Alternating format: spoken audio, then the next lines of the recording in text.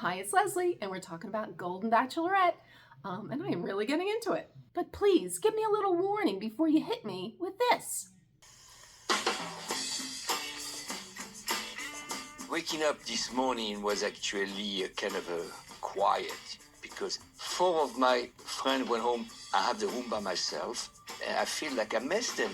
Oh, good God, Pascal. I just, you kind of shocked me a little bit there, but I was like, where was that Pascal when they were stripping the other week, you know? MIA, but he's obviously got it in him, and oh, good God.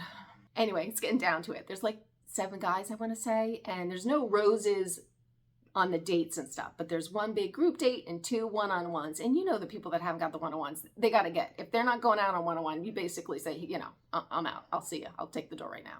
Kind of no surprise, it's Keith and Mark, because they both haven't had one-on-ones. I mean, Keith was like all the rage the first episode, and then nothing. But can we talk pressure? This is a pressure situation, because you know you either win her over now, because if you don't stay through this round, you don't get to take her home to your hometown. So this is pressure for these guys. Things went well for Keith, you know? He knew he had to open up and be vulnerable, you know? That's necessary to win Joan's heart.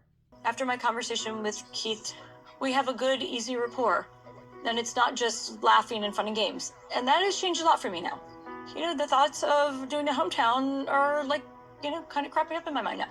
Well, that's a good sign. That's a good sign. And at least Keith and Joan got a quick kiss, because you know what? They've all kind of been there and done that, you know? So if you're not doing at least that much, you know the doors are coming soon. But anyway, let's just get to this group date. And it was bowling. I mean, I guess there's only so many things.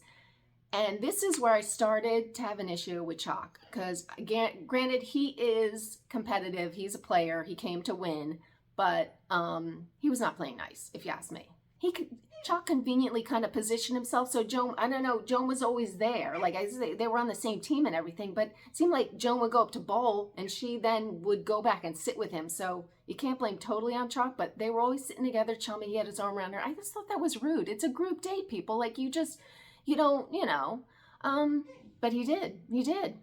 It was so obvious to the other people who wanted their time with Joan and stuff that the ER doc kind of mentioned to him, hey, you know, don't be a Joan hog, if you know what I mean. You didn't see Chalk with his arm around Joan? Well, no, right in yeah, your he face? said the same thing to me. I didn't. Chuck, you saw it. Chuck was Yeah. glued to her. He couldn't get enough. I mean, he didn't give anybody the chance to go and talk to her. We were over here and Joan was here, you know, and every time she came back, he was always sitting next to her, and I was looking at my teammates on the right side, and I kind of looked at Chuck, and I just said, this guy's a chance.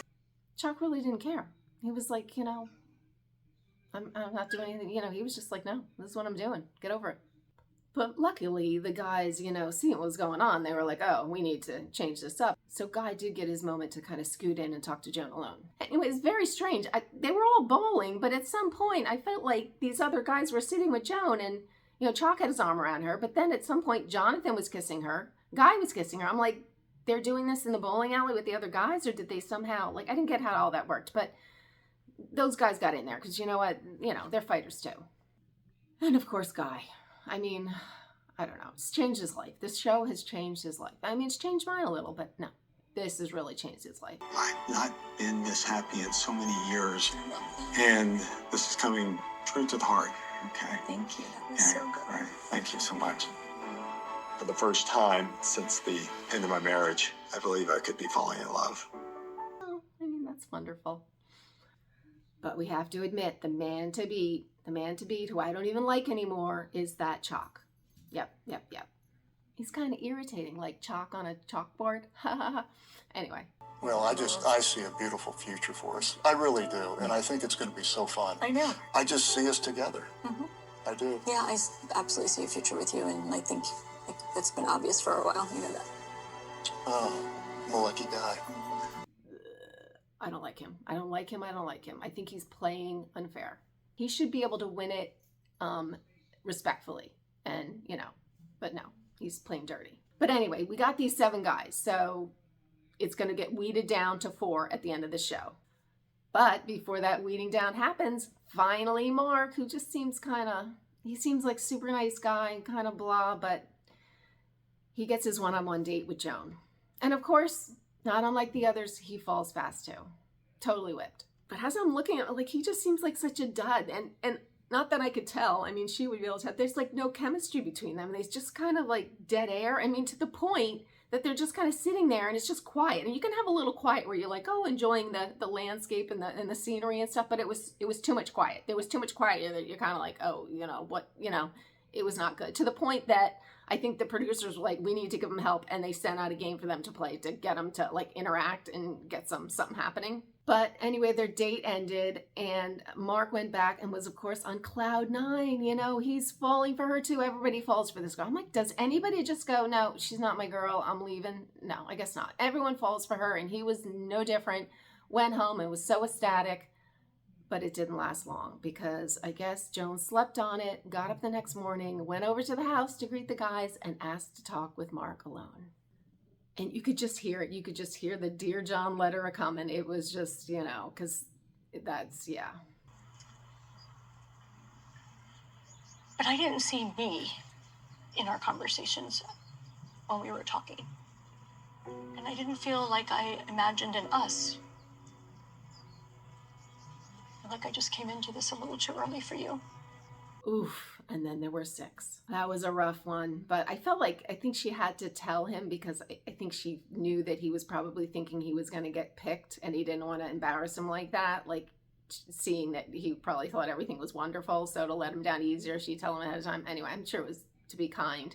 Anyway, he goes back and tells the guys. These guys are so sweet. I tell you, Jonathan, Pascal, crying, because they're all like, they're man buddies. I mean, they're all friends. Chalk, nothing, not a tear. He's like, good, one less person to deal with because I'm getting my girl.